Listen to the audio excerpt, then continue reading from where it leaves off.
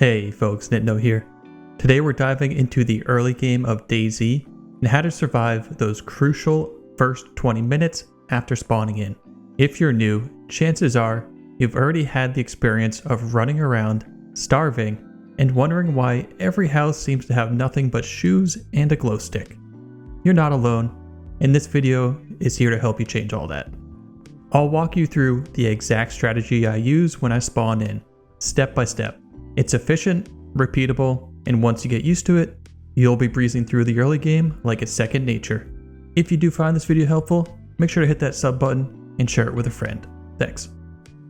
As soon as you spawn in, your first objective is simple. Search a few nearby houses. You're looking for food, drinks, and any clothing upgrades. Prioritize clothing that will give you the most inventory space.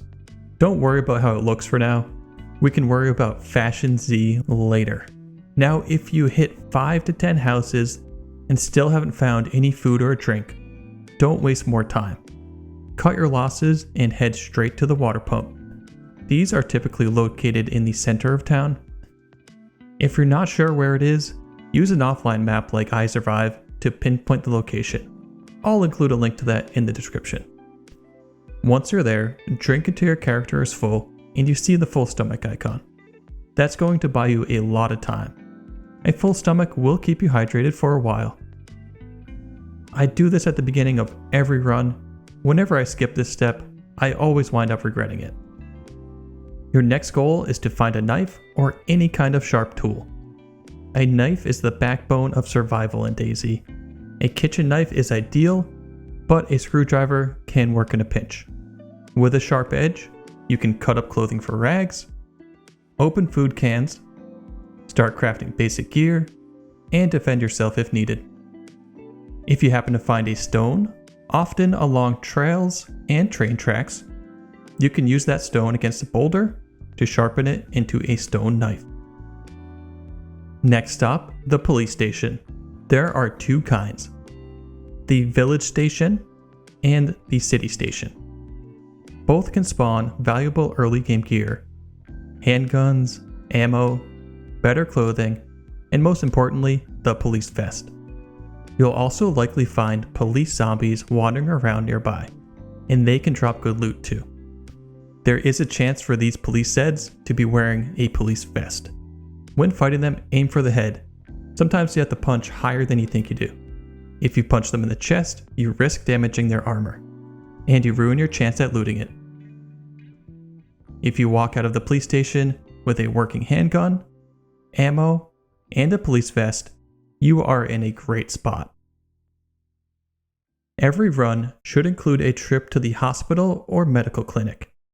These come in two types: the smaller Blue Medical Center and the larger medical building, usually found in cities. The goal here is to pick up clean bandages, disinfectant, tetracycline, commonly called Tetra, and multivitamins. These items will come in handy on the most common infections and illnesses. Any other medication you find is a bonus. For more medical tips, check out my medical video in the top right, and I'll put a link in the description. Keep an eye out for guard shacks. They come in two forms: the green civilian guardhouse and the police guardhouse. Both can spawn police loot, and sometimes they'll surprise you with ammo or a pistol. I quickly wanted to note on the Sporter. It gets a lot of hate, and for a good reason. It's basically like shooting a BB gun at people. But if you do find one with a mag and ammo early on, it's better than nothing and might just save your life. It certainly has landed me a few kills. Now that you've had a few sips of water at the pump, it's time to think about long-term hydration. Look for any of these water containers, such as plastic or glass bottles, canteens, cooking pots, and even gas canisters will work. But they're very heavy, so ditch it once you find a better option. If the container you found already has water in it, dump it out. Contaminated water can make you sick. Once you empty the bottle, fill it up at the water pump. If you want to treat dirty water, you can do so with a chlorine tab if you have one. Or if you have a cooking pot, you could boil the water to clean it. Here are some early game crafts that I often make. With your knife, cut up some spare clothing to make rags. Use 2 rags to craft improvised gloves. These will protect your hands from getting cuts while grabbing sticks from bushes, and also protect you from getting bloody hands when skinning animals. Bloody hands are an easy way to get sick with salmonella poisoning. Gloves are an easy way to prevent that. Next, if I haven't found any rope yet, I'll craft rope by combining 2 stacks of 6 rags. That would be 12 total. Rope is essential for crafting a number of items and can also be turned into a rope belt, which will let you store a knife on it. If you craft a rope belt, you can always turn it back into a regular rope as well. You'll want a proper backpack as soon as possible. Regular backpacks can be found in houses, but I always keep an eye out for zombies that can spawn with backpacks on. For me, that's one of the most reliable ways to get one. My favorite backpack though is the improvised backpack, which is one of the best early game options. Here's how to make it. Find a burlap sack, usually in industrial and farm locations, such as warehouses, sheds, and barns. Combine the burlap sack with a rope to make a courier bag.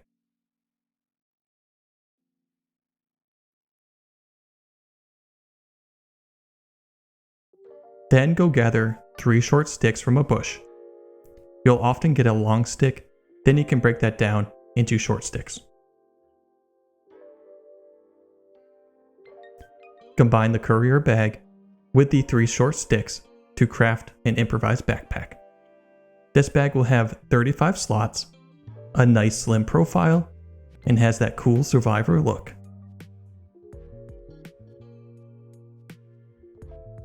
Food can be unpredictable in spawn towns. Sometimes you find canned peaches, sometimes just a half-eaten zucchini. That's why cooking a chicken is one of the best ways to fill your belly. It's very common to hear a chicken in Spawn Town. If you hear one, follow that sound and take it down with a melee weapon.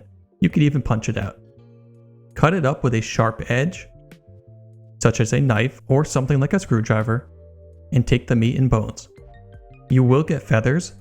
Those currently only help you if you find a crossbow, and then those feathers can be used to upgrade improvised bolts. Here's how to cook the chicken. Use a sharp knife or tool to get 2 bark from a tree. Get a long stick from a bush and break it into short sticks. Combine 1 bark and 1 short stick to craft a hand drill kit.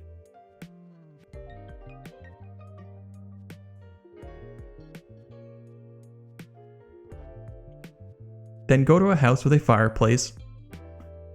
Inside, place 1 bark and your remaining sticks. Then light it with the hand drill kit.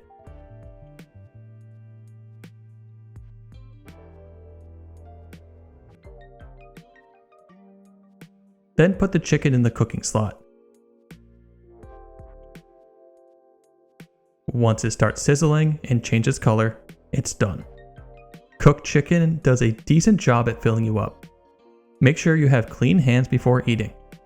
Eating with bloody hands will get you sick. You can wash them at a pump, pond, or with a bottle in your hands. So from that same chicken, you will get bones. Use 1 bone in your hand and sharpen it against a boulder to make a bone knife. Combine that knife with another bone to create a fishing hook. Fishing is always a great fallback if you're just not having good luck finding food. At some point, your character is going to get soaked. Rain, swimming, or falling off a dock by accident. Wet clothes drop your stamina and eventually could possibly make you cold enough to get sick. You can wring out most clothing by hand, but that will only get them to damp. The best method to dry yourself is to sit by a fire. This will dry your gear and help you stay healthy. Let's recap.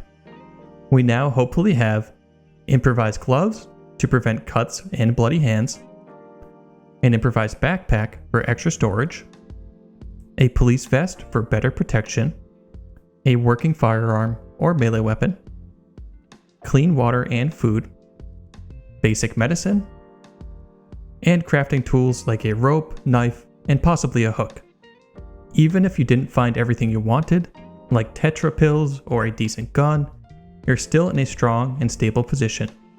This equipment gives you what you need to leave the coast and head inland with confidence. So there you go, a repeatable and effective early game loop that'll help you survive and thrive in DayZ. The more you do it, the faster and cleaner your runs get. Click the video on the left for more DayZ tips. If you have any questions, drop them in the comments. Subscribe to the channel and snipe that like button. Thank you and have an awesome day. Peace.